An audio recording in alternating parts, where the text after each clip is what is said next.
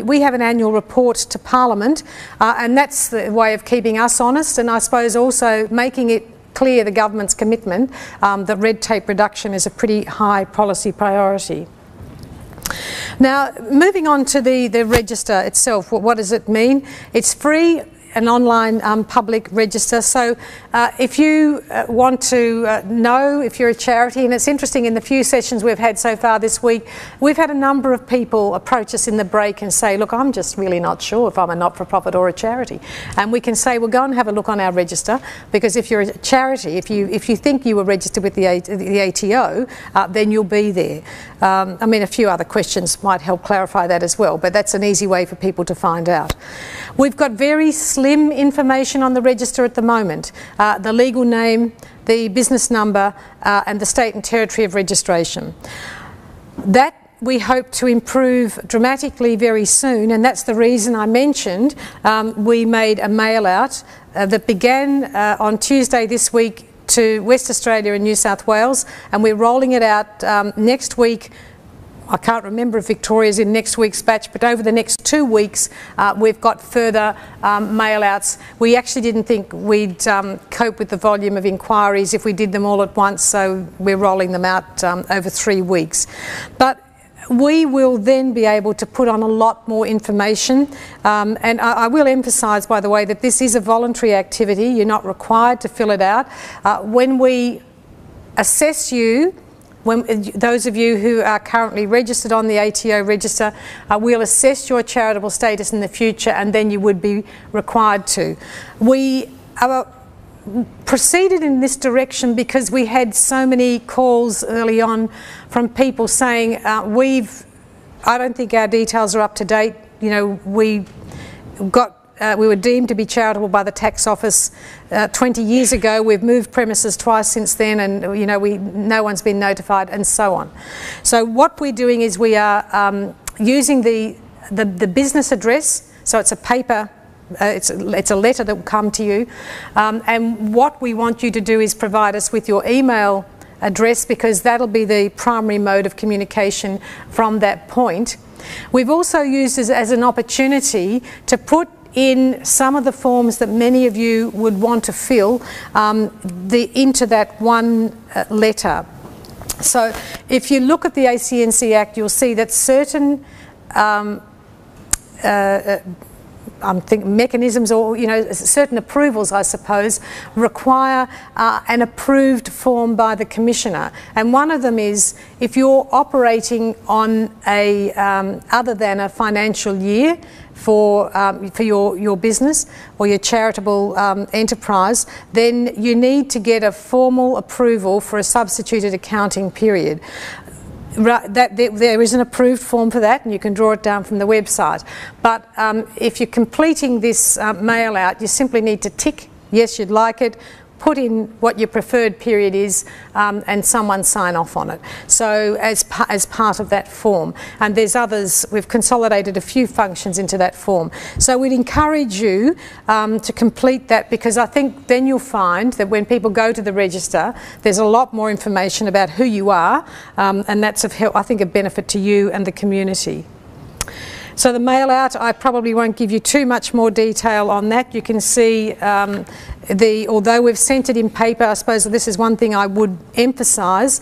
There is a fillable PDF on the website, and it's a heck of a lot easier for all concerned, particularly once we have your data and we've entered it into our system. We can then pre-populate any further communication that we have with you, so we can save you further time. For example, on your annual information statement, we can save you further time in the future. Now, moving on to the obligations to the ACNC, they're going to vary depending on the size of the charity. Smaller charities, not surprisingly, have fewer obligations. So, for example, smaller charities will complete, along with all charities, an annual information statement, but medium and large charities have financial reporting obligations. For medium charities, they need to submit financial reports that have been reviewed, and for large charities, they need to submit audited financial reports, and a little bit more about that later.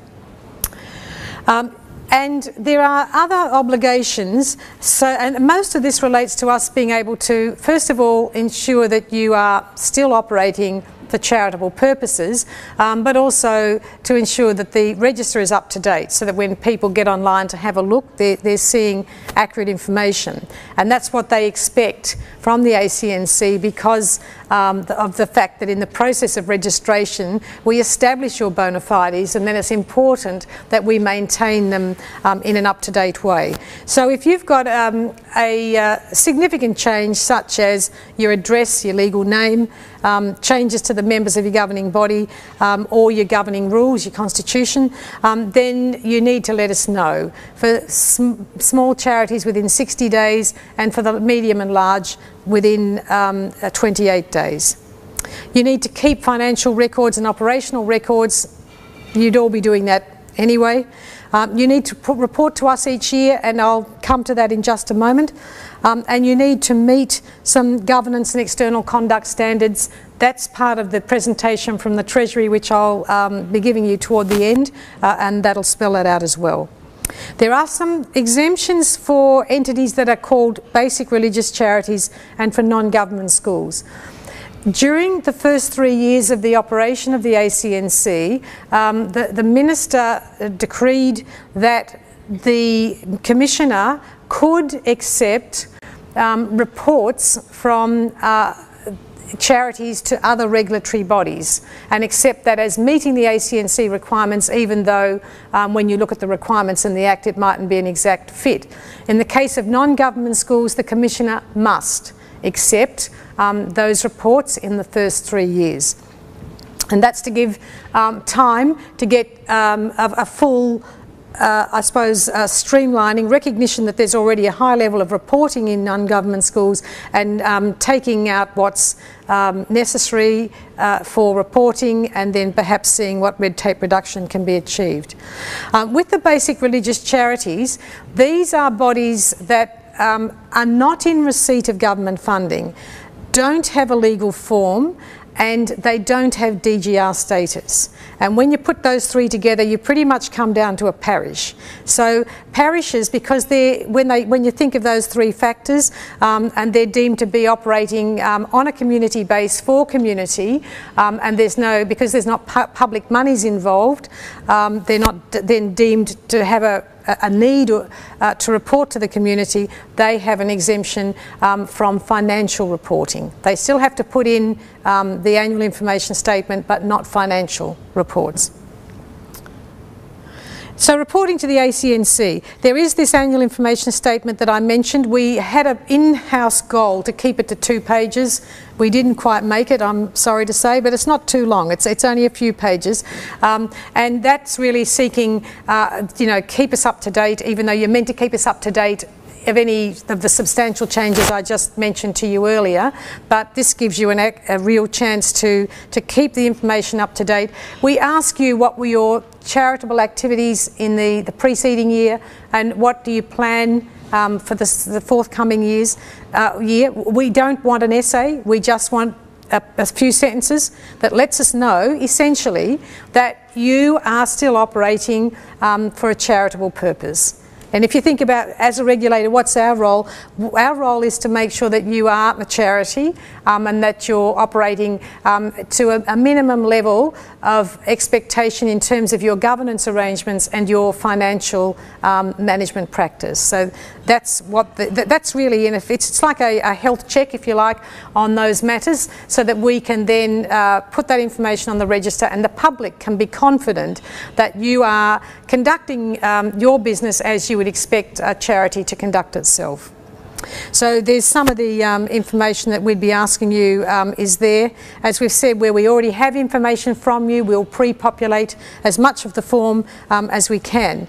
And the first one of these is due technically on the 1st of July this year for the reporting period 1st of July 2012 to 30 June this year, but in fact there's always a 6-month period in which you can lodge, so it needs to be with us by the 31st of December this year. Bearing in mind that for the first year, and in keeping with the commitment made by the Minister, the Assistant Treasurer David Bradbury, that for the first year there would be no financial reporting.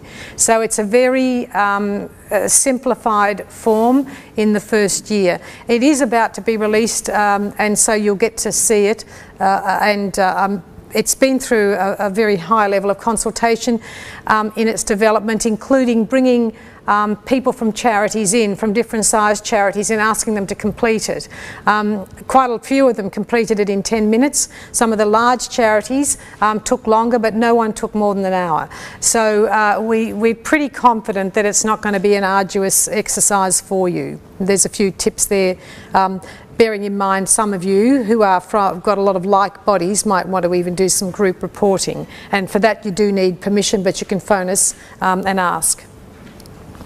Now the timeline, a little bit more difficult to read, so I'll just take you through it quickly. On my left, just noting that we were established on the 3rd of December last year, that the first reporting period is the one I mentioned for the period for the 2012-13 financial year, but with no financial reporting because it's a transitional report. So your first full reporting period is from the 1st of July 2013 to the 30th of June 2014, and for that some financial reporting will be required. We will be consulting on that financial reporting. We haven't been able to do so to date because it really remained for us to wait until the consultation that Treasury is doing on the financial reporting regulations are through. But again, that'll happen fairly soon. So finding out a little bit more about us, I won't read through all of that, but you can see there's plenty of ways in which you can follow the work that we're doing, and we would encourage you to do so. We're always very happy to get feedback from people.